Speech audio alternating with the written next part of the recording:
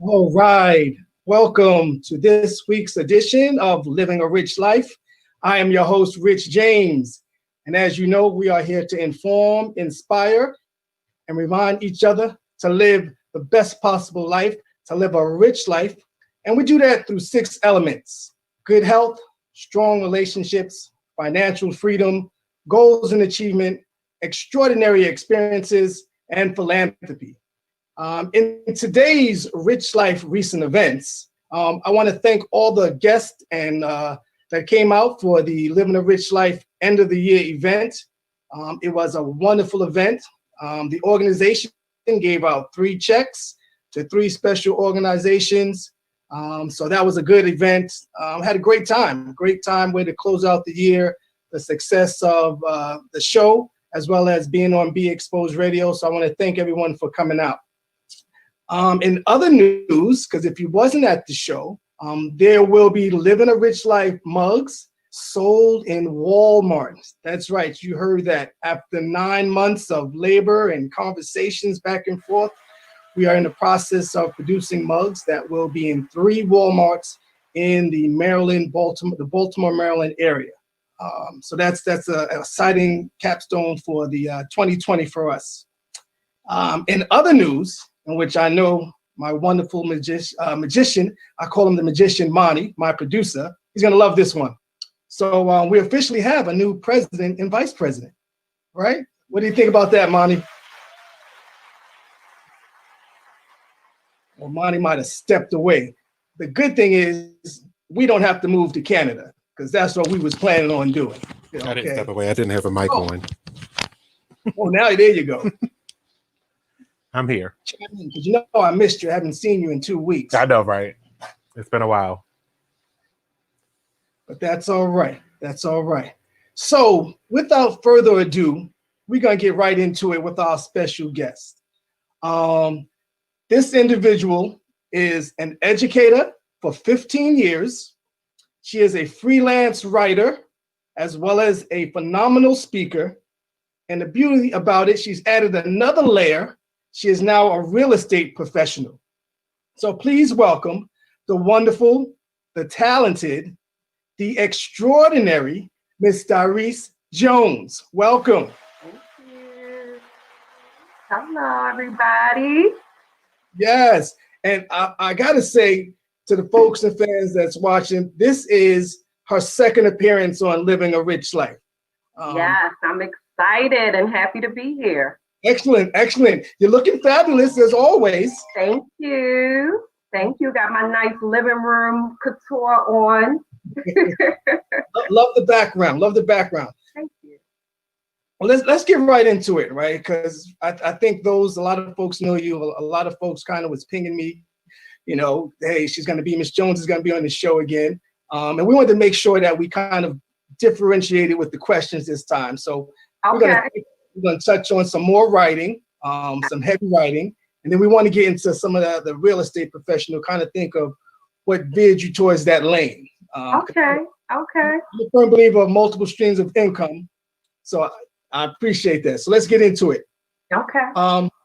So first and foremost, what literary pilgrimage have you gone on since the last time we spoke? Oh, that's a really, really good question. And this year, you know, like many of us with the pandemic happening, we've had to pivot. And so my personality is, I'm a type A personality. I like structure. I like, you know, to check off things on my to-do list. And, you know, the pandemic threw me off. So after I kind of, you know, just got used to the new normal, I said, you know what, let me start my blog. So in April of this year, I started my blog. I literally have been talking about it for about 2 to 3 years. A really good friend of mine He told me a couple of years ago, he was like, why don't you start your own blog? But me being so structured, I'm also an overthinker. So it's like I would keep thinking about it. And the pandemic just led me to say, you know what? We don't know what's going to happen day to day, hour to hour. You have to live. You have to get out there and share your talents and your gifts with the world. And so while I had that time to do it, I did it. I launched on April 20th of this year. It's been amazing. It's opened so many other doors with writing that, I'm glad I didn't wait any longer. So this journey has been wonderful. And I've seen some of the things from your blog, because I kind of got a sense of when it launched. Plus my team, again, they did some research and they shared a few things that were new from the last time we spoke. So thanks for sharing your talents. We appreciate that. One question which I thought was very interesting, one of the folks on my staff who, she's a female, and she asked the question, and she's looking to get into writing. And one question that she wanted to ask was, what was the first book that made you cry as a writer, right? What was the first book that made you cry? That is a really good question. I had to really think about that because the first thing that came to mind was when I was in high school.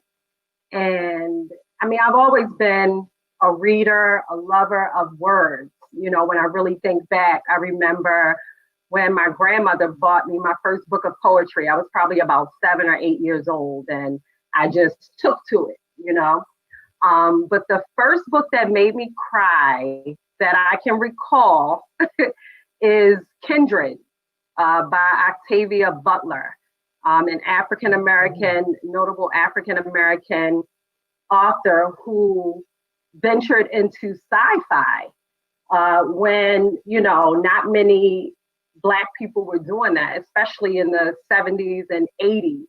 And I remember being assigned this book in high school and reading about this young Black woman in modern day in the 70s who was married to a white man who somehow gets transformed back into the antebellum South, and all of the experiences she had as this person now living, hundreds of years into the present, but going back into the past and being married to a white man, having to deal with all the conflicts of, being a Black woman, now being a slave, and, I won't give too much more away, but I just remember crying, reading that story, and not just about the story, but just about the fact that this Black woman ventured into something that, many of us have not ventured into, and did it very, very, very well. She's one of my favorite authors. And I remember coming back to class and just having so much to say about that book. And to this day, it's one of my favorite books. Yeah. Yeah, and it's so ironic, the things that you remember when you started having conversations again. Yeah. I do believe you did make reference to her first interview, and but of course our questions. It's one of my faves.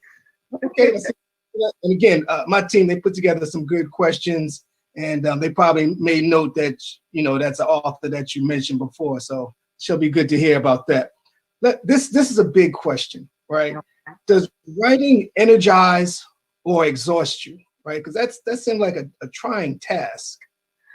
The first thing I'll say is it energizes me. I believe that whenever you're doing something that is your gift and is your purpose, it energizes you. Of course, it's still work.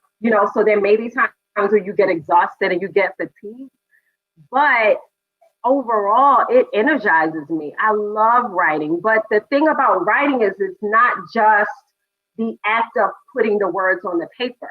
It's the research. It's the talking to people. It is the delving into, lives and circumstances and situations, and that energizes me. I love it. Right. Yeah, I mean, I got to tell you, that makes sense. usually after a show, I'm pretty energized. And then I go in a down slump. And I got to go. But then as the show comes up again, whether it's talking to Monty, whether it's talking to somebody else on the staff, it gives me that energy. So I definitely can rate, but I can tell you. Yes, you have to recharge. You definitely have to recharge. I think that's with anything that you do. We're all out here working. Beyonce is working, Kanye West is working, Jay-Z is working. They're working in their gifts. And when you're giving it, you're energized. But yes, it drains you in a sense. But I don't want that to have a negative connotation because you're giving. So then you have to kind of retreat and recharge so that you can give again. But when you're operating in your gift, it energizes you. Absolutely, absolutely. Question for you. So, does a big ego help or hurt writers? Because I got a pretty big ego from entertainment. That's a loaded question to me, and let me tell you why. Because this is the thing: you got to know you are the ish. Okay. You got to know that you're great. You got to know that you're wonderful. You got to know that your gift is valuable, and if that's egotistical, then let it be, So in that way, I think that it helps you, it helps you to go on and say, what I have is wonderful and valuable, and I'm going to continue to give it to the world. You just don't want to get to a point where it becomes a negative thing, so you really have to watch that. You really have to watch arrogance. You really have to watch negativity. But I think having a healthy ego is healthy. So I think it helps you. All right, folks, here we are living a rich life, BeExposedRadio.com with special guest Reese Jones, and she gives us her take on having an ego. So you heard it right here on Be Exposed Radio. I'm gonna take your advice because I think that's good advice. Now, at the same token, tell us, what is your writing kryptonite? You're familiar with superheroes, right? And Superman and kryptonite, that's his crutch. Tell us, what's your writing kryptonite? That's a good question too. I will say, honestly, I feel like it's my overthinking. So, having a type A personality that needs to be structured, I need to walk through anything that I'm doing, any decision that I've made. You better believe there are hours and hours and hours of thinking behind that. I can be impulsive, I can be spontaneous, but when it comes to certain things, I am really, really, that person that weighs all of the pros and cons, the disadvantages and the advantages and all of that.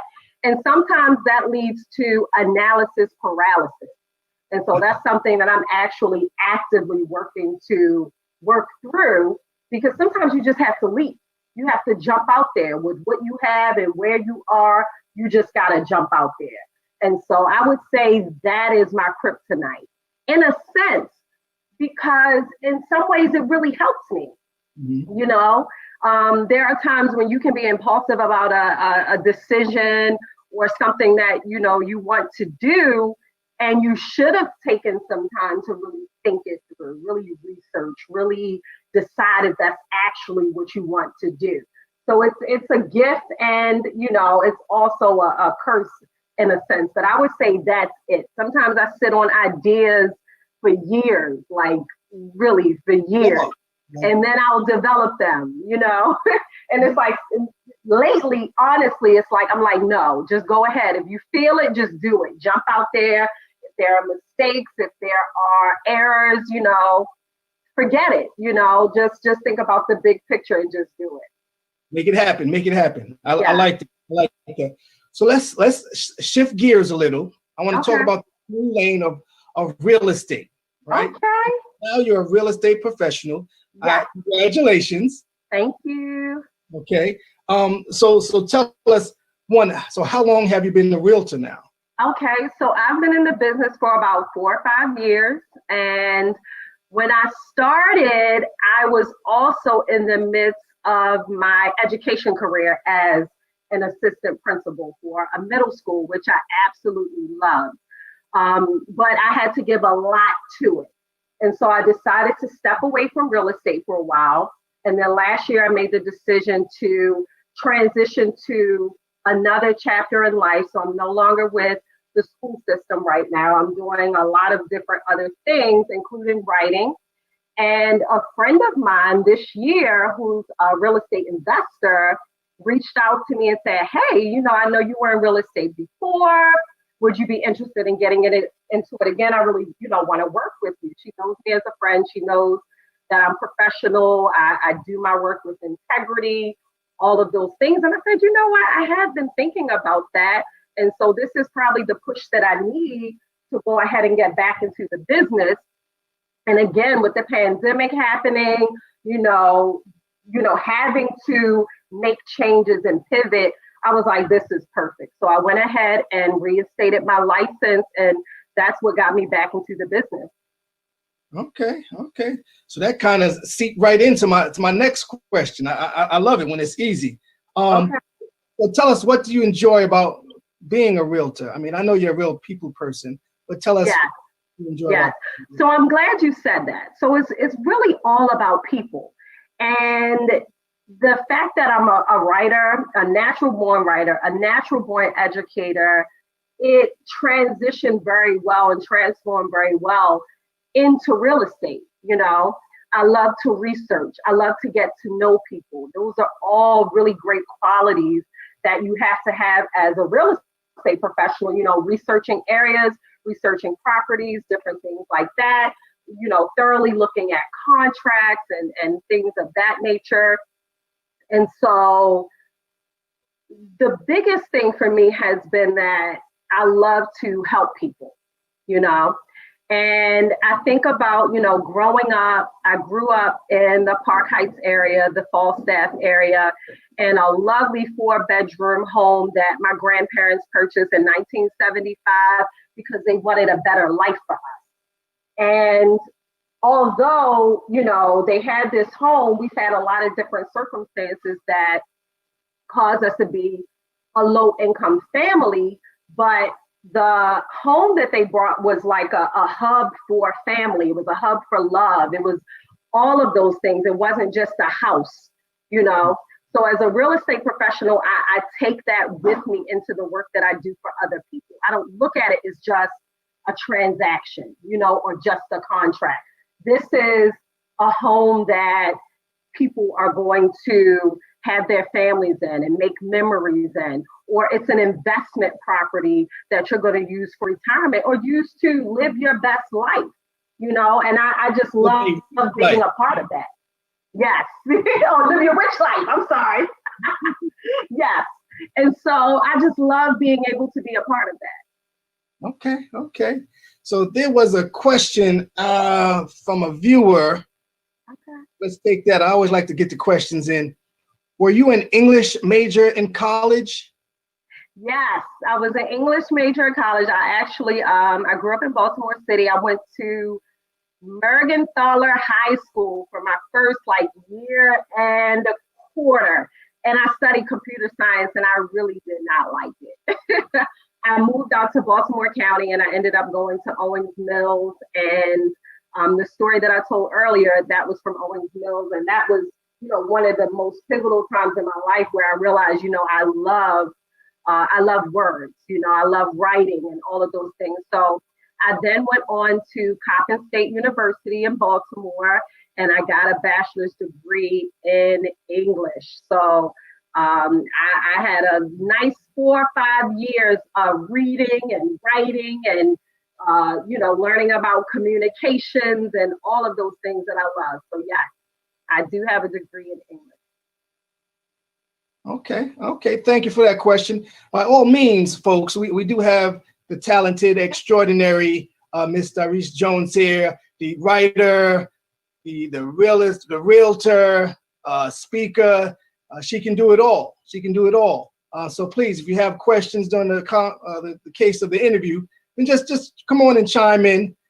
This is Living a Rich Life with Rich James, so everything goes. That's the first and foremost.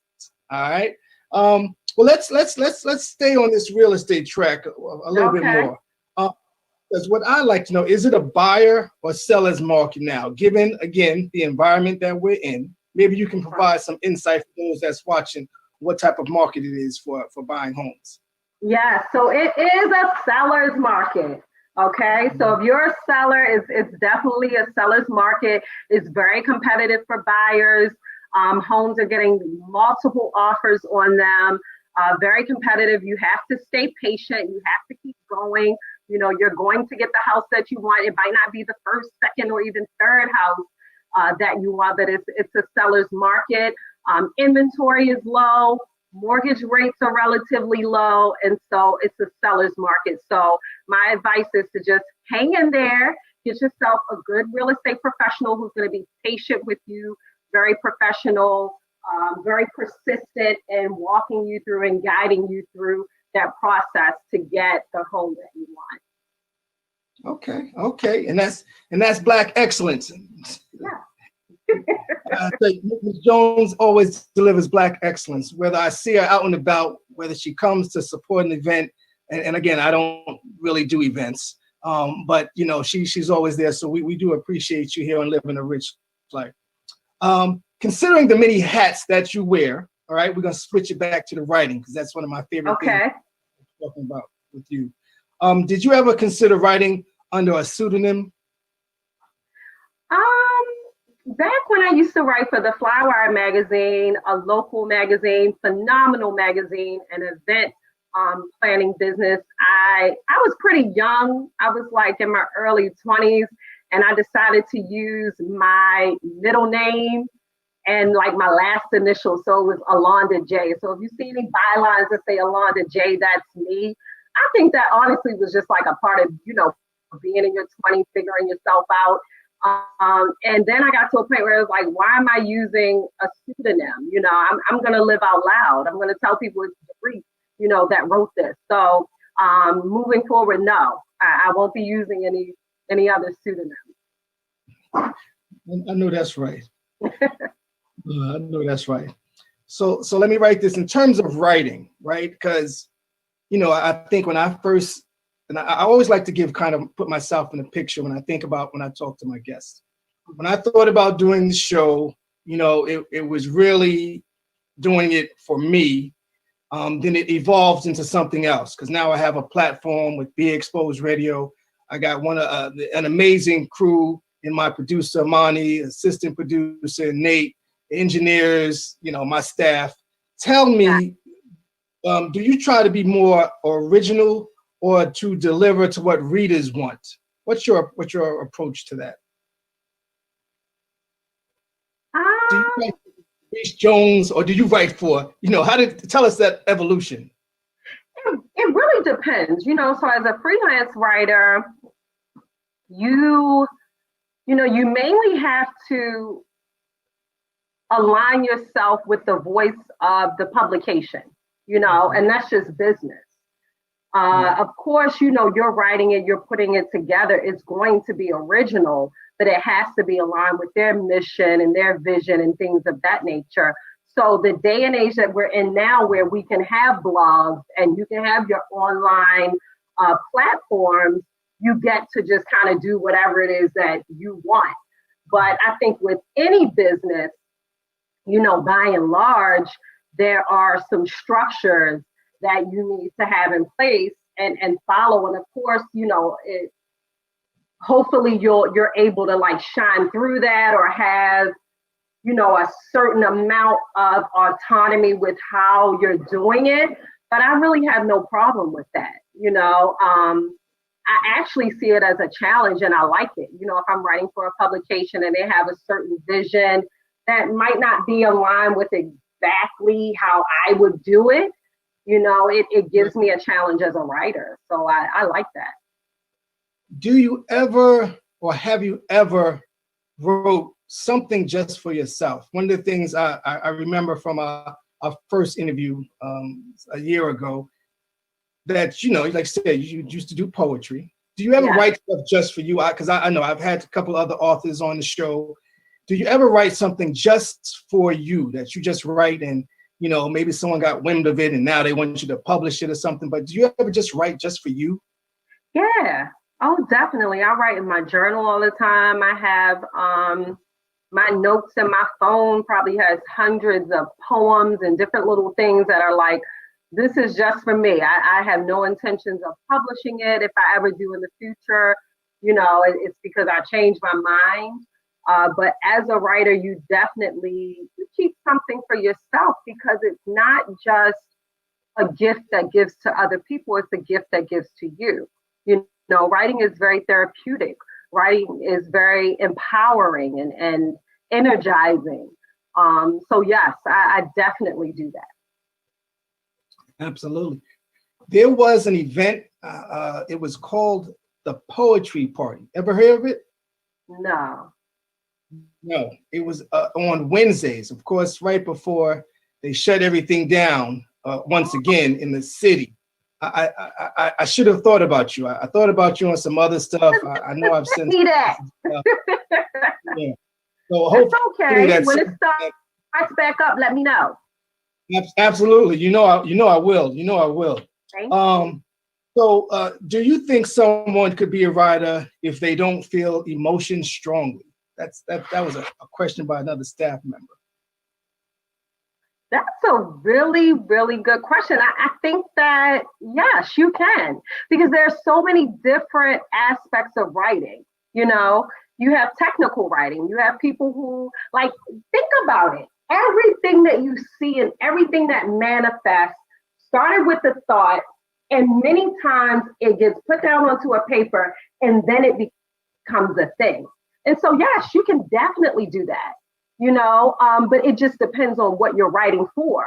So if you're writing for medical journals, you don't necessarily have to have emotion involved in that, because you're talking about things that may not be emotional. So no, I don't think that it's a prerequisite for good writing at all. They're just all different kinds of writing, which is the beauty of writing.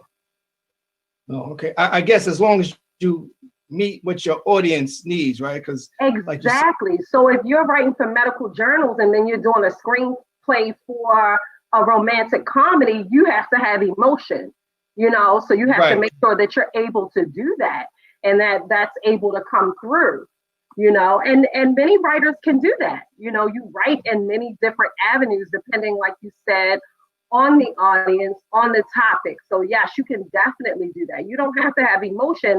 However, you have to know what that topic is and what what you're writing for. Right, absolutely. Makes sense. Makes sense. So what other authors are you friends with, and how do they help you become a better writer? So Imelda Dakota. Who else can I think of? And you know what? You gave me the questions earlier, and I should have wrote down some names. Cassandra Vincent. Okay. Oh yes, yeah. I remember Cassandra Vincent. I did a story on her for the Baltimore Times. Stretch Garrett. There's so many different people that I have some awesome relationships with. And of course, it escapes me. I didn't make a list, so if I didn't say your name, please forgive me. That was time for shout outs, Miss Jones. I know, I'm sorry. You know that I love you, but all of these people have some wonderful things that they impart, into me as a writer. A lot of it is just the courage to tell you a story. Seeing people being able to, just come out and put their poems out or put their books out and say what it is that they've been through. Oh, Sheena Jones, who wrote the Love More Journal. I did a blog on her. She's based out of New York. See, now they're going to come to me. I should have wrote down. Sorry, guys. But yes, all of these people have amazing stories to tell, and I admire them for that. Each one of these people that I've named have encouraged me, have supported me. I've supported them.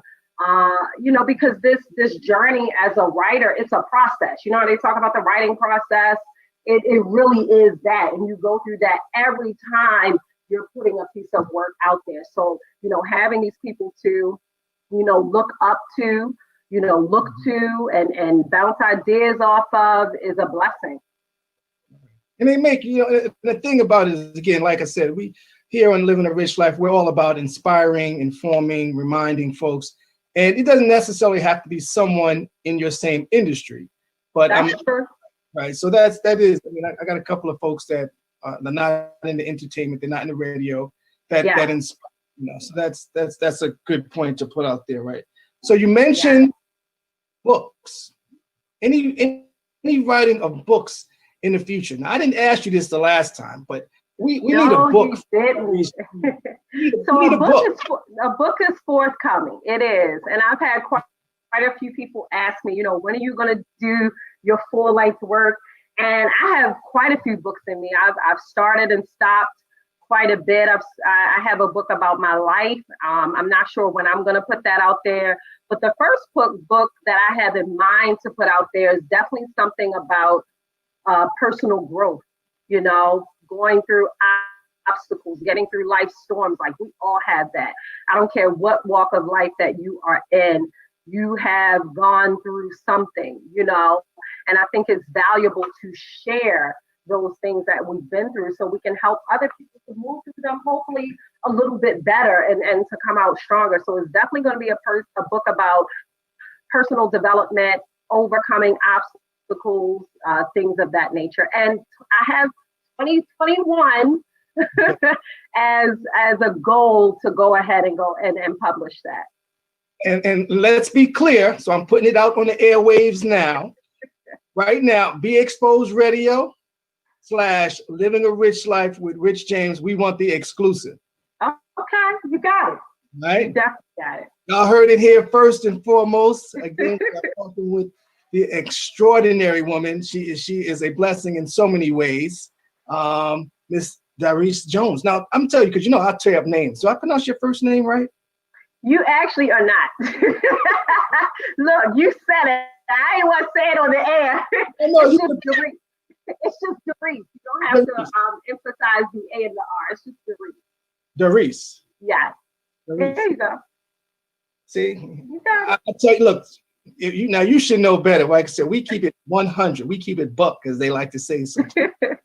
You're supposed to be like, hey, Rich, you tear up, because I tear up names. I say that. I tear up some names. Look, it wasn't too bad, and I'm not going to say that on air. I would tell you afterwards. It was close enough. Oh, okay. I say you need to have simple names like Rich James. No. Beautiful. That is, beautiful name. It's a beautiful name, beautiful woman. So, all right. So you did touch on that. So, what would you tell your younger self when it comes? Before I even get into that, tell us how folks can get a hold of you, your blog, whether it's real estate. Give us some information. Okay. So you can check me out at Doris Jones, at Doris Jones on Instagram, which is DAREISE Jones, JONES. And my website is dorisjones.com, where you can check out my blog. I have my real estate Instagram, which is Miss Jones Sells Homes. Okay, so you can't forget that it rhymes. Miss Jones Sells Homes. Go on there, check me out, get a consultation for me to list your home, or if you want to buy a home, I can definitely walk you through the process and help you with that. Okay. You heard it right here from Miss Jones, realtor, writer. Let's keep it going. Yes. So I got a question here, and I want, in terms of magazines, what magazines do you inspire to write for, and even some that you have written for? Because I know you've done quite a few local. Yes. Quite a few. Yes, so, I've done quite a few local. I'm actually working on a story now for a magazine based in Texas called Chic Society Magazine. You can find that on Instagram at Chic Society Magazine. And I've done work for quite a few others. Some of my goals, I definitely want to write for Essence. It's the quintessential, Black woman's go-to magazine. Oprah's magazine is on my list. I'm trying to think of some other ones. Those are the ones that, really come to mind to me that I aspire to. But what I'm doing with whether it's local, whether it's national, I love it. I love that I'm able to get stories out there on any level. Okay. Good to hear. Good to know. From a realtor perspective, are there any magazines that we should all know about? That would be a nice combination, right? I threw this one out the blue for you to write. Yeah. For you to write for real estate, right? A real estate magazine. That would be something. Well, there's a magazine that we get called Realtor. It's for realtors, but there's so much that you can find online, I can't think of anything right now to share with people in terms of a magazine, though, Okay. for that. All right, that's all right. That's all right. What kind so you mentioned this before in terms of the research, right? Because with anything, we research our guests here on Living a Rich Life. Okay. What kind of research do you do? And how long do you spend researching before writing? I kind of get obsessed with it, to be totally honest with you. So I don't know if I can give it a time frame. Because I try to do it at least maybe like a week or two before I'm going to interview someone. And you can find out so much, online, on their website. Everybody has a website. Everybody has some form of social media. But that's how I do my research. I really try to, just kind of take a look at people's social media, take a look at people's websites, other stories that have been written about them that will help me to formulate my questions. But I've never really quantified it. It can take hours. Usually it's a few hours. It might be more than that. Okay. I gotta, let's have a little more fun with this right now. Let's have a little more fun. Did you ever Google yourself? All the time. You say you gotta know what's out there. You gotta know how your SEO is going, especially when you have a blog. What's coming up there. What keywords are people looking for, on your blog and things like that. So it's a little more business minded for me now, but I do it every once in a while to see what's coming up on that first page. Gotcha. Yes, I don't think I'm at that level. The one thing I'll say, my Instagram followers has increased over the year and a half, but that's mostly because of the guests. It's mostly because of the guests. I'm not that interesting. I'm really not. I'm not that interesting. But that's either here or there. Let's ask you. Go ahead. You hear the term writer's block. Do you believe in writer's block? Hell yes. It definitely exists. You really do get to a point. I went through it in the past few weeks. I've been sick. Fortunately, I didn't have the coronavirus. I went and took a test because I thought that it may be the coronavirus, but it was a really, really bad sinus infection. And it affected me mentally. You have to get a lot of rest. You just don't have that mental bandwidth to come up with the ideas that you need to come up with and to, really get into the flow of writing. So you definitely experience writer's block. I've definitely experienced it. But one of the things that I do, and I wrote about this in my blog, so you can read the whole blog on writer's block, is you have to create inspiration for yourself.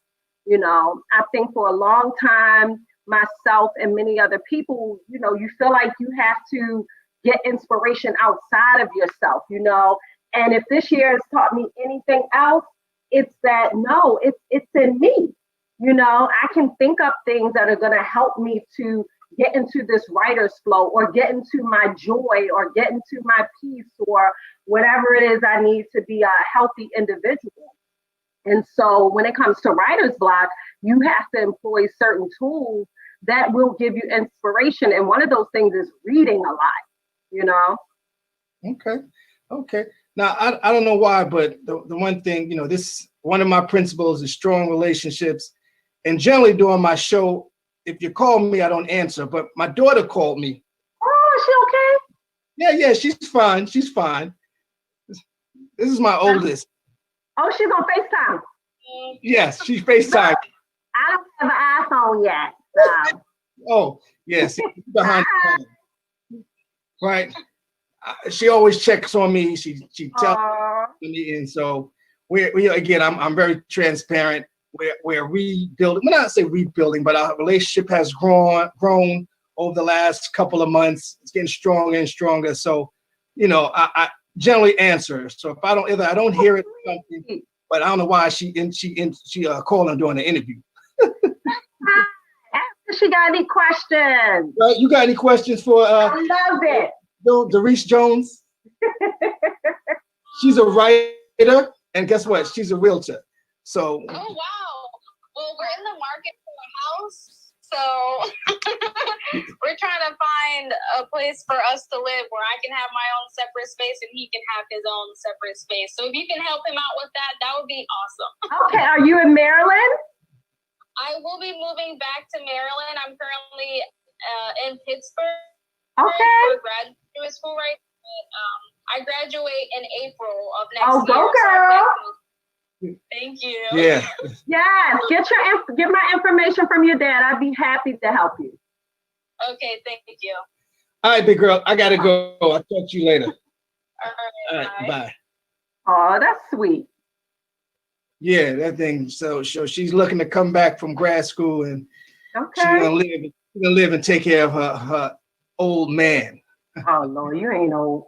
Oh, goodness, I tell you, boy, you got another kid. So it's holiday time, Miss Jones. Yeah. Are you ready for the holidays? I'm Okay, ready did for the you holidays. get a treat? I'm ready for the holidays. I'm very simple. I have my nice little I have these like gold glass trees that light up. I do like, some kind of like some different type of stuff. I don't have a big old green tree. I have glass gold lighted trees. Yeah, so I'm ready. Okay. Am I on your Christmas list? Yes, I'm giving you all the encouragement and all the positive vibes for the upcoming year. Just like I'm giving to everybody else. Yes, I love it. I love it. I love it. I love it. I love it. That is too funny. Oh, goodness. Okay. Well, let's get a few more in here before we go, because sometimes I get on a tangent. It's fine. I love talking. Right. So we talked about some books, and a big question, right? We already get through the what does living a rich life mean to you, but what do you view writing? Well, do you view writing as a kind of spiritual practice, like gives you some peace? Oh, definitely. Definitely. When you are operating in your gift from God, it's definitely spiritual. I don't think that these things just come out of the blue, because my gift could be something else. It could manifest itself as dancing or acting or, some other form. But I know that this is my form, and that in itself, me being a believer and being a spiritual person, it's definitely a form of spirituality. And I don't take that lightly. Okay. All right. My last question for you, Miss Jones. And I just like calling you Miss Jones because it sounds sexy. No, it's fine. And like, that's kind of one of my nicknames, especially me being a teacher and stuff like that. A lot of people call me Miss Jones. So it's fine. All right. Well, I don't want to be like everybody else. So I'm coming up with something else. How about that? Let's have a little fun before we go. So as a writer, what would you choose as your mascot, avatar, or spirit animal? That is a really good question. I would have to say my mascot would be a sunflower, because no matter what, I'm always going to be looking up at the sun. I'm always going to shine. You know, I think yellow is a color, and it gives the energy of brightness and light and love and possibility and hope. And that definitely embodies, you know, me as a person and who I am. And so I would definitely say the sunflower. You might see the sunflower go down a little bit when the sun goes down, but that just means that it's recharging. And when that sun comes back out, it's going to lift its face up again and thank God for the sun, as well as just shine and show its brilliance and its colors and its beauty. And that's me. Beautiful. Sunflower is my favorite flower. Oh, See that? I know. See, good recognizes good. yeah. Good recognizes good. So Doris, it's always a pleasure. Same here. With you and talking with you. Yeah, I probably said that wrong. So what? It's okay. It's close enough. Yeah. But I do look forward to connecting with you once this pandemic passes in person. And of course, I know we'll still talk via social media, message here and there. I want to wish you happy holidays. You Thank too. you for gracing us with your presence once again. And Thank I want you to continue to live a rich life. Thanks for Thank you, Rich. Take care. Take care, everybody. Thanks so much. Very welcome. There you have it. Miss Jones, Miss Jones, Miss Jones. And now we're going to bring in our featured guest. You know, everyone likes music. I like music. This young hip hop and rap artist up north like myself. We're gonna find out what makes him tick. We're gonna find out what where it all began for him. He is a young talent that has a sound that is very, very unique. I had the pleasure of Bunny. Will let him correct me if I'm wrong. He's a good-looking young man. He's intelligent. He's smart, and has some lyrics that you definitely want to hear. Please welcome hip hop and rap artist Jay Lano. How you doing? Welcome, my brother. Hey, how are you? Can you hear me? Yes, I can hear you. All right. Clear. All right. You know what y'all do, what y'all usually do. Go mic check or something like that. Mic check. Yeah, no, I did that. I did that before we even hopped on. I did the mic check and made sure the camera was clear. My son was away. My wife was away. We good. All right. Good deal. Good deal. So first and foremost, tell us where you're from. I'm from Brooklyn, New York. Originated. Lived in Sheepshead Bay. Also lived in Flatbush for quite some time, 10 years, and then I moved to Philly, so that's where I currently reside at. Okay. Now I got a question, and you know, some folks, they always like to ask this question. Most of my team, they put it together. They always ask, what first got you into music? Mainly, what got you into hip hop and Cool. So it's funny for me, you know, I've always been around music, just listening to it, you know, got the Spanish background, you know, my grandma, my mom, and growing up, my mom always liked R&B, so that was more of my twist. I just could never sing. Like, I can definitely write a love song, but I just can't sing. I ain't got the vocals for it. At least that's what I think. But and then it just started off as a hobby. Me and my friend, my best friend Rob, we were sitting down and we was just playing around, and he was like, man, you should make a tape called Just a Hobby. And then I was like really listening to myself rap. I'm like, I think I could really do this. So for the last 2 years, I can say I've been taking it serious. And it's, you know, it's definitely something I'm enjoying. So yeah, the last 2 years, I've definitely been taking it serious. But what got me into it was definitely I would say my mom, and then like actually writing and making music is my good friend called William Ashton. He's an artist from Philadelphia, PA, and he was dope in high school. And even now, I still think he's one of the hottest artists I've ever heard. Okay. So within a 2-year period, so let's talk. So I guess they still call them albums. I might be dating myself, right? But so your album now, it's called 2020?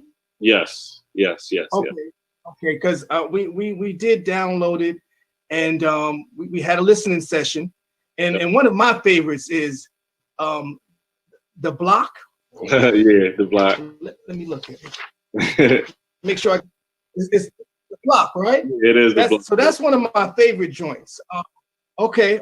So how would you describe the music that you typically create? I mean, I think there's an age gap here. Yeah. You know what's funny? So, but most of the joints are hot. Okay, so and I'm actually glad you brought this up. I'm so glad you brought this up because I was out there one day putting out flyers, and I'm definitely gonna answer your question, but I was putting out flyers, and the older couple came up to me and was like, "Oh, let me get that." So in my mind, I'm like, "This music is not for you." So the first thing I asked was like, "Hey, do you got kids?" And they're like, "Yeah, we got kids." Boy, do I got kids. I got kids your age. They probably listen to the same music. I said, all right, this is more so for them. For that age group, this is more of a turn up tape. Now, typically the type of music I do is more borderline conscious music. So for this tape, I went like totally out of my comfort zone. So to describe this tape would be like to say turn up, more for the young, the hip. But the music I typically do is more conscious rap. Like I got a song called Injustice where I talk about what's going on with, racial inequality and things of that nature, and just the police brutality. But that tape was to get me out of my comfort zone and to show people that I can be versatile. And now that I got that out there, the turn up tape, I'm working on my conscious tape, which is going to be 10 times better. Okay. Yeah. I mean, I gotta say, again, we had a listening session, and we're just rating because I believe you have 12 cuts on this album, 2020. Yeah, so it's 12 total tracks. Music tracks, I believe, is 7, and then the rest are skits. So it's a total of 12 on there. Yeah, so I know you had about 4 of them that are now on my playlist. Okay. Right? So it's on my playlist. And then, automatically I put them on my playlist right away. And then, but a group of 6 of us, we listened, and, we got a lot of good, so we got all good positive feedback, which I say. So I see many great things coming your way. So let's continue with that. All right. Who would you most like to collaborate with? And again, I got to say, for two years, I learned some stuff I didn't know.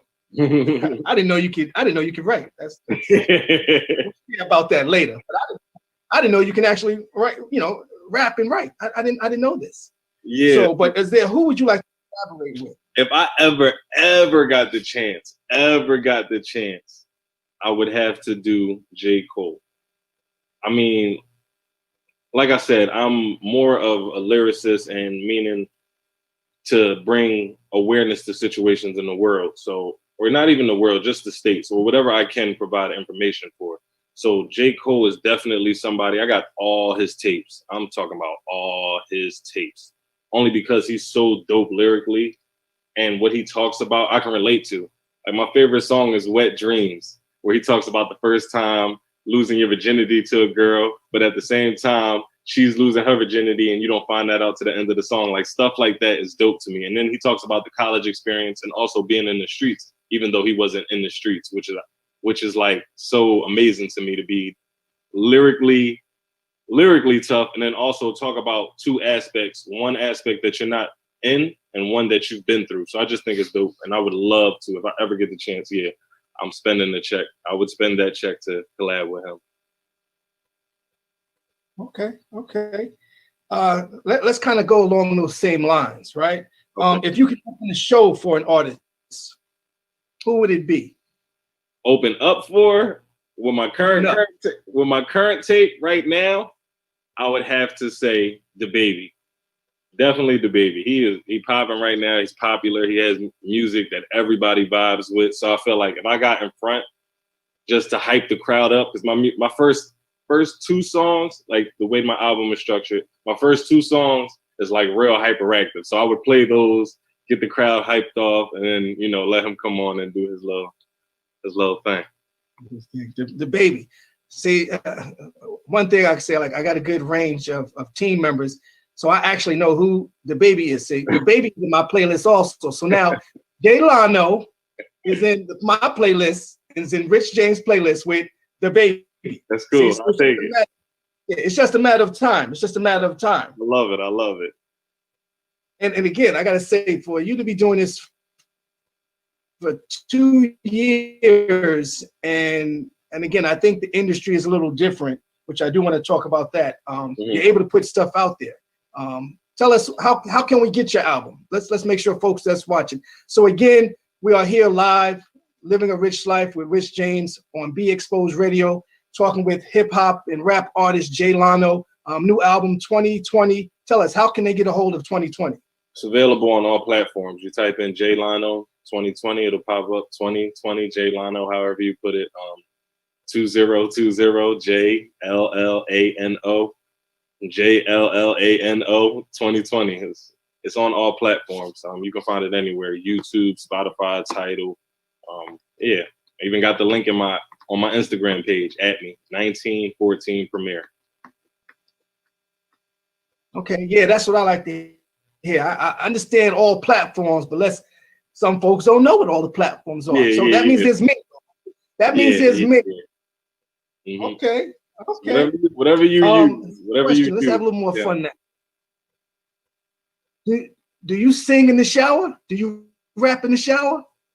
Oh yeah, all the time. All the time. I told you R&B is my first love. R&B is my first love. So if I'm in there, yeah. We were 5 steps to I'm getting all that. You're getting all that. A little bit of Luther, sometimes Michael, you know what I'm saying? It just depends on how I feel. Okay. So we touched this a little earlier, or more so I mentioned it. But I want to get your perspective. How do you feel the internet has impacted the music business? And I think that's a good segue from, again, because you're on all these different platforms, but how do you feel the internet has impacted the music business?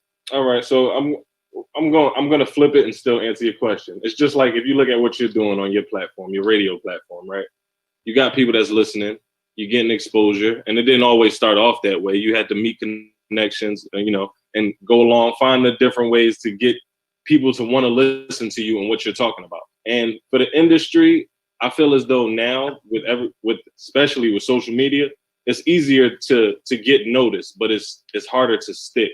You can get noticed. There's been people that have thousands of views and then disappear. It's just, how are you going to stick? And when it comes to music, being able to just put it out freely, being an independent artist, if you already have a fan base, it's easy to sit there and say, all right, I got a fan base in Philly. Let me leave out of Philly, go perform some shows in Atlanta, post it on social media. Now I got fans in Atlanta and Philly. And then I just feel as though you put a video out and it's hot, it's going to go viral and it's going to transfer. So social media is definitely, and it goes into the internet, YouTube, making your own videos, being independent as an artist is so much easier now.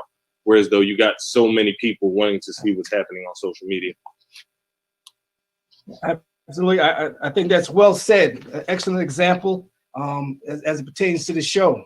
That's an excellent example because you can do things differently. It's no longer those, that conventional way of having to connect with an A&R and major labels. Yep. A lot of folks start on, YouTube and they blow up. So definitely. So right now, again, this is your 2020 is your first album? Yeah, it's supposed to be a mixtape, but I think the label released it as an album. So yeah, mixtape my ass. Yeah, that's officially an album, and the album cover is pretty hot. I gotta say that. I gotta give a shout out to my college friend, Dorsey. Doris Cotman. Yeah, he definitely. They created that album cover for you. Yeah, he does all my artwork. So for me, loyalty is a big thing, and he's been loyal since I've been in college. And I figured if I can put money into anybody's pockets, why not be him? And he does all my artwork, and I pay for everything. It's just how the business goes. I support my friends, and they support what I'm doing. So why not? That's what's up. That's facts. That's definitely good. It's a good thing to know. I wonder where you learned that from. Tell us, do you have a favorite song that you're looking to perform? Right. I mean, at times it's different because you can't really perform in venues now. Are you looking to perform? Once we get through this COVID. Yeah, so I got a couple things lined up in terms of what I'm going to do. I'm not going to say anything set in stone right now, but Right. I got a friend in Miami who hosts this thing every month. It's a pop-up shop, so I plan on performing there when I get a chance. Also with my team, my management team now, they're doing a lot. They know a lot of underground people, so what they're doing is they're trying to get me to perform underground and get my buzz in the underground world, just with my music, not in terms of like battle rapping or anything like that, but just getting my music out there. And then I got another friend that owns a night lounge that I'm gonna perform at, that I'm shooting a music video as well there, as well as performing there. So it should be dope. I got a couple things lined up. So definitely gonna perform when it's done. So, when those things happen, please be sure to, hit our inbox so that we can be there to support, because we're all about supporting. Most definitely. It got to be after COVID though. I can't risk. Oh yeah. Definitely after COVID. I got a quarantine as it now to go to my baby girl and spend time with my daughters. You probably know who those folks are. Yeah. For Christmas, I got a goddamn quarantine for a while. Don't be surprised if I start FaceTiming folks just to talk to people because I ain't seen nobody. Don't call me on Christmas. As long as it ain't Christmas, I'm watching basketball all day. Don't call me on that day. Facts. That is a fact. So how long does it take you to write your songs? How long did it take you to write the album? Again, I'm biased, but I have more. There's 4 joints on there that I really like. Okay. And even one that's really, I don't really because of the language. But how long did it take you to write your songs? So, Jay Lano, this is no BS. I meant to tell you this, but at the end of this, we'll let folks know what's what. Yeah. How do you write? How long did it take you to write those songs? So honestly, I can't tell you for those songs because it's been so long, but I can tell like the process for me. I can tell you how it is now. Okay, tell us the process. I sit down and then I try to get the hook first. If I can't get the hook, then I go straight into a verse and I hear the beat and then I tune in, and once I tune in, I start writing. But the writing process is very hard for me. It's longer than normal for me because I want to make sure that I'm not just saying anything. So typically it could take me anywhere from 2 to 5 days to write one song. If I'm really feeling the beat, it can take me an hour 30. So it really depends. But I know for that project, it wasn't the way it's orchestrated, you would have never believed, because the way I wrote those songs took me forever. And it was 1,000 songs. I wrote a bunch of songs and I said, what kind of tape do I want to put out? I was like, you know what? Everything is turned up right now. Everything turned up ratchet. Let me continue and go with that vibe. So I went with the turn up ratchet before releasing one single that was like real hip hop, because I wanted to make people know like, okay, this is what I do. This next tape is going to be fun. So I released the single, then I released that. So my process is let me hear the beat, write down, and see how long that's going to take. That's really what it is. Okay. And one of the things I want to get this in before I forget. Here at Be Exposed Radio, we are a big supporter of up and coming artists, new artists, and I think we need to talk about maybe getting one of your songs and played on there. So I'm willing, and again, just on what I heard, for a sponsorship to get you on Be Exposed Radio. So my producer Monty, I call Monty the magician. He gets it done. Monty, you still with us? Monty be doing his own thing. He got so much stuff going on. But I'm gonna be sure to talk to him to make sure that we get you on the rotation at beexposedradio.com. Appreciate it. That's definite. That's definite. What's the best advice that you've been given since I think he said say that again. Yeah, he said say that again. He called you a magician, Monty. He said you're a magician. You get things done. you're gonna help me get my song played on the Be Exposed. I definitely seen that. He can't hear you. He knows. All right. I already owe him some stuff already, but he look. Thank you, and we will. I love it. I love it. He's probably doing something else. He's probably getting ready for the next show. But what's the best advice that you've been given? Because again, coming from New York, I'm sure there's some folks that you've reached out to, maybe made some connections. I don't need any names, but what's the best advice you've been given? Just be you. Just don't settle for what people want to hear. If you are true to yourself, people gonna want to hear your story. If you are truly, genuinely happy with your music, rock out. I got friends that's gonna tell me the truth. Right. So I know I got songs that I wanted to put on the tape that I didn't, because I've listened to it and I'm like, all right, I like the song. I know I like the song, but let me hear how somebody else feels about it. And I keep them in the tuck.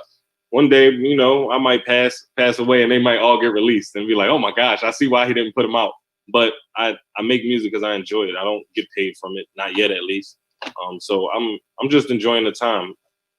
And that's what I was taught. Just enjoy the time while you got it. Because once it gets to business, that's when it becomes hard. Yeah, well, let me say this.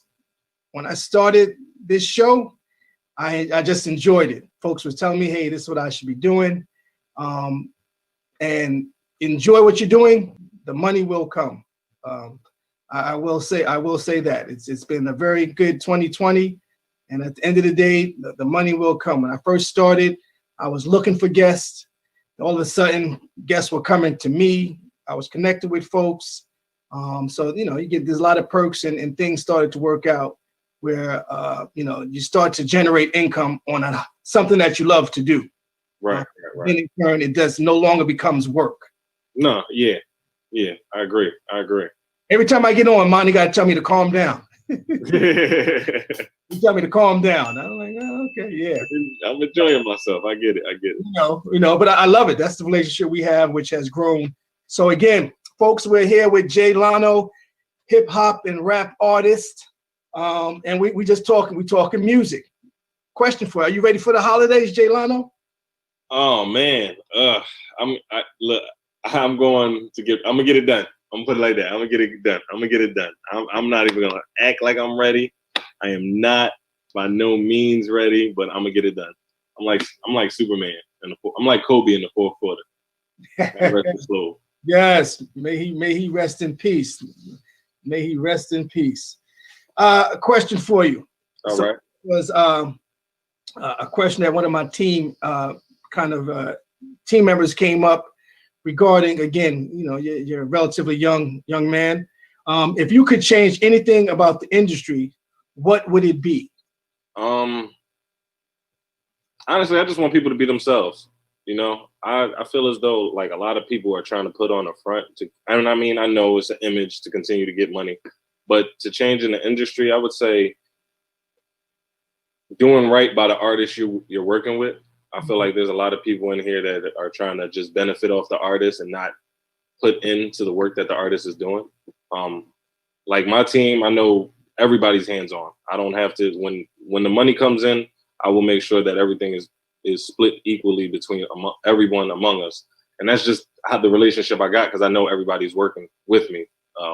So I feel as though just the fakeness and then people just really being themselves, like showing who they truly genuinely are. I feel like that's something I would change. Okay. All right. That's a good point. Sound like you got a good heart, but from what I know, you've always been a good young man. I try to be. But at the same token, what's the most trouble you've ever gotten into? What are we talking about? With music? What are we talking about with music? And like, because I can tell you something, but I just need to know what it is. Is it music? I love it. Let's stick to music. Let's stick to music. All right. The most trouble I had. I really can't. Oh, you know what? The most recent thing. Shooting a music video, man. It wasn't the way it was supposed to go, it didn't go, and it wasn't because of the cameraman or nothing. It was just the people that were supposed to be there, and this is why I say you really truly figure out who your friends are. Mm-hmm. And not to say, like, I know some of my friends got family, like, so I understood certain people that couldn't make it, but for those that could have made it and were given awareness 24 hours before, even 48, some even 3 days, that was frustrating, because then I know the video is going to come out good with just the individuals we use, so I'm not worried about that. But that was definitely frustrating for me, because it was like my first music video for my debut tape and nobody showed. But at the end of the day, I'm going to still continue to be me, remain humble and keep grinding. That's all you can do. Absolutely. I think that's well said. I have a saying that, whether there's 5 or 500 people, you're always going to have a good time. That's rule number, or not say rule, that's principle number 5, extraordinary experiences when it comes to living a rich life. Okay. Whether it's 5 or 500, we're going to have a good time. I did have an end of the year event. I will say that I was blessed and pleasantly surprised. Over 100 guests were invited, and each and every one did RSVP. When I say each and every one RSVP, it was roughly about 40 people that showed up. Again, some were guests, some were others just coming to the event. And it was a phenomenal event. But again, given the state we are, COVID, or some folks had other things planned. But I'm telling you, I was pleasantly surprised. And the one thing that I did, and I kind of will continue to do, because again, I'm not an event thrower, but I greeted each and every guest at the door. So that's something that's really not done by folks hosting an event, but that's going to be kind of my niche. I greet my guests at the door and welcome them, thank them for coming out, especially in this point in time. So that's love.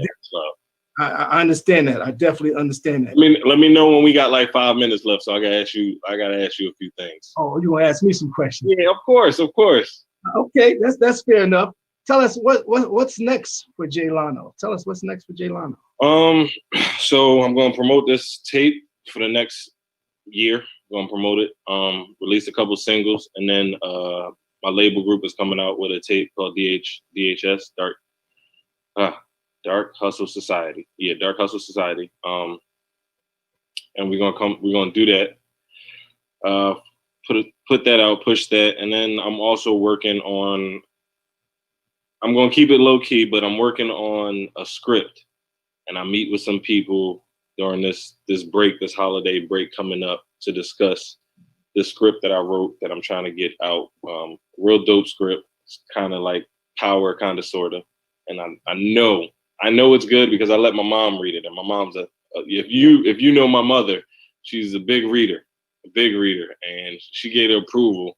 And even one of my friends was like, "Wait, what happens at the end? Like, what happens?" I'm like, "You gotta wait for part 2 when I write it."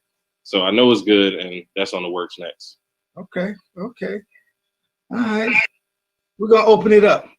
What you want to ask me? All right, we on BX radio. Get exposed. You ready? All right, so we're gonna stick to the music. Who is your favorite rap artist? Oh, that's I'd probably have to say, I have a few, but overall, there's a top notch. So I love Jay-Z. I don't really want to say really a Jay-Z, but I love Jay-Z. I love Nas, Tupac, Kendrick Lamar. So I'm a real versatile individual. I think again, they tell stories first and foremost, and you can understand what the hell they're saying. Yeah, so I think for me, those would be my tops. Okay. I love me some Rakim too. Yeah. I'm actually getting ready to go purchase his book on Amazon. I got to read on that. Yeah. All right. Love me some Rakim. What else you got for me? All right, hold on. Hottest female artist right now, in your opinion, that's out. If you listen to any female artists. Artist. They don't even got to be a rap artist. It could be an R&B artist as of right now. Man, right now, I got a couple there too. I mean, I like some of the Cardi B. I like some of the Meg Thee Stallion. I like Ariana Grande. Brandy and Cardi B. Yeah. See, so I got a good playlist. I got a wide range. You can listen to my playlist and you be just twerking it out. Not me, of course. Yeah, I would hope not. But the turn up and to get smooth with it. How you pronounce the name? I think it's Calape. I love me some Lettucey. Okay. I got a wide range. All right. I love music. I love music too. Just like you, I love music. All right. If you had to put, got two more questions. This is going to be the second to last one. All right. If you had to put a song together that you wanted to hear artists on, you get to pick 2 females and 2 males. Or matter of fact, you have fun with it, however you want. On one track together, who would you love to hear? Ooh, shoot. Lately, I would probably like to hear Raheem Devine. Okay, so you got Raheem singing. Yeah, I'd probably say a Beyonce. Okay, Beyonce singing. Okay. She's a bad chick. From that I don't say genre, but from that style, that would be there. And then from a hip hop perspective, Okay. I probably like to hear. I definitely like to hear Rakim come up with something phenomenal. All right. And then there's a couple other cats. I heard their music and I'd be like, yo, what's that? It got to my playlist, so I can't give you the names per se. But I know it's some of the more recent folks that's kind of popping right now. I heard a song, I'd be like, yeah. That's him. I'd have to look at my playlist. I just started really listening to music because I've been doing some other things right now between the show and some other projects. It's just difficult for me to do. Gotcha. Which leads me to my last question. I'm so glad you said it out your mouth. On living a rich life. 1 second, baby boy. That's my son, y'all. My last question. Come here, thing. Come here. My last question. What is next for you, good sir? What's next? What's the next big move? Give us an exclusive. I want an exclusive. Say we want an exclusive. Yeah, We want an exclusive. What's next? Want an exclusive. So I'm gonna give you an exclusive here. Here we go. Yes. So first and foremost, the last 9 months I've been working with Walmart. So here's a caption of our mugs that will be in Walmart in the Baltimore, Maryland area. So we officially will be signing a contract. The first quarter, we will be selling these mugs. These are inspirational mugs. It has 6 elements of living a rich life on it. And on the other side, it says living a rich life with Rich James. So that's first and foremost. That's the big thing. It took us 10 months to get it done. Congratulations. Thank you. Is there anything in there? What do you think? Oh, okay. I don't know. Sometimes some people just. I thought you had a different mug. I thought No. So that's one thing. The next thing is we're hiring 2 more folks that's going to help from a marketing, social media perspective. She's phenomenal. She actually did my webpage, which is www.livingarich.life.net. It is in my Instagram bio. So you click that link and it'll take you to my tree. So we're going to bring her on board, as well as we're going to bring a HR person on board that's going to help with writing job descriptions, as well as we're going to get our press kit. So what that looks like for us, when this COVID passed, we're going to be at the different events. So especially a lot of the red carpet events that happen, the BET Awards, things like that. So we're looking to get those press kits so that we can have access to be at those events as well. So that's awesome. Those are 2 big things. That's awesome. Yeah, those are 2 big things. So we're gonna keep it going. We're gonna continue to get sponsors to be on Be Exposed Radio. And we got a plan to take Be Exposed Radio to the next level. Oh yeah, most definitely. This COVID thing is slowing us down a little bit because we're not in the station, but not to put all the business out there. But yeah, there's some things happening. There's some things happening, and Be Exposed Radio is going to be a part of it, and Living a Rich Life is going to be right there with it. So that's Cool. Now I got a question for you before we move out. And being this is your first time on the show, I always ask my guests, what does living a rich life mean to you? I'm living it. I can't describe it. I'm living it. I got my son. I got my lady. I got a house. I'm alive. I'm healthy. I'm good with God. I am living a rich life. I can't define my life as saying, I need more money. I mean, it definitely would help. It definitely would help. I ain't gonna lie, it would help. But I got everything I need. You know what I'm saying? I'm not a knucklehead. I'm not out here toting guns, selling drugs. I'm working 9 to 5 to get my music done. I'm living my life, and whatever God has plans for me, I feel like He leading me in the right direction. I never knew I wanted to do music as much as I'm doing it now. Getting right in movies. I never thought I'd be doing that. I got everything I could possibly want. My family's coming together, everything. So I'm just happy. My rich life is what I'm living right now. I like that. I like that. That's well said. Well, I encourage you to continue to inspire, to remind and inform folks of what you're doing. I see great things for you. One word that I had to realize for myself was to be consistent. Remain consistent. We're not all perfect. I've made some mistakes in my life, and I will say change behavior is the best form of action. That's the best apology ever. Change behavior. So I want to thank you for joining, Jay Lano. Most definitely. I need folks to go out there, cop his album. Okay. 2020, Jay Lano. Jay Lano. Look it up. 2020. You can find him on Instagram, 1914 Premiere. You can Google him, Jay Lano. Question: you ever Google yourself? My real name. I Googled my real name. Yeah, I did. I don't really. I think like an island or something came up. Yeah, but next at one point when you're gonna Google Jay Lano and I know. You know what's crazy? I'm gonna do that after this. I definitely am. I think I did it before and it was like a Spanish singer. I was like, I'm gonna take your spot, Jay Lano. Feliz Navidad. Yeah, and all that. Good deal. So again, and if you didn't know, that's where my name originates from. Because the Lano Spanish. I'm Puerto Rican. I had to put that out there. Yeah. All right. Nice, beautiful. So once again, folks, I want to thank you for watching Be Exposed Radio.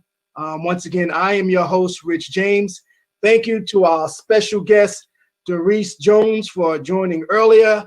Thank you to our featured guest, the musician, hip hop, rap artist, Jay Lano. All I can say is thank you for having me. Life is good, and enjoying life is better.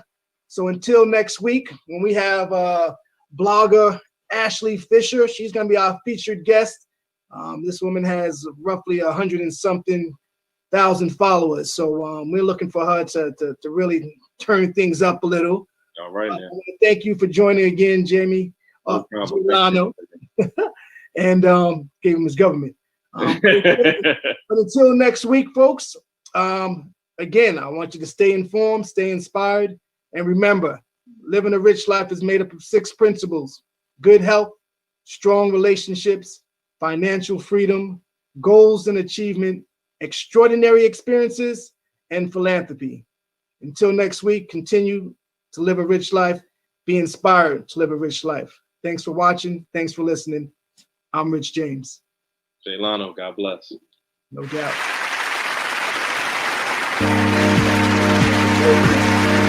You up there?